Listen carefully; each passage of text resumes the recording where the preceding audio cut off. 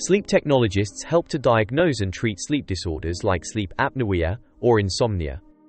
They work mainly in hospitals or sleep clinics, where they monitor patients overnight using special equipment that tracks things like brainwaves, breathing, and movement during sleep.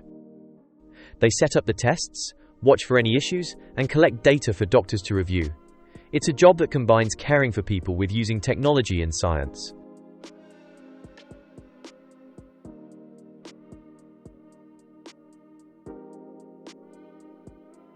The yearly salary of a sleep technologist usually depends on their experience and the hospital or clinic they work for. Someone starting out in the NHS might earn between £25,000 and £28,000 a year. With more experience, this can rise to around £35,000 or more. Senior technologists or those with specialist skills can earn higher salaries, especially in larger hospitals or private clinics.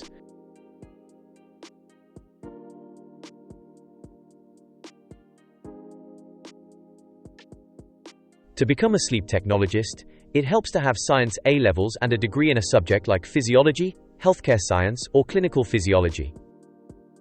Most people enter through healthcare science training programs or get experience in related areas, like respiratory or neurophysiology.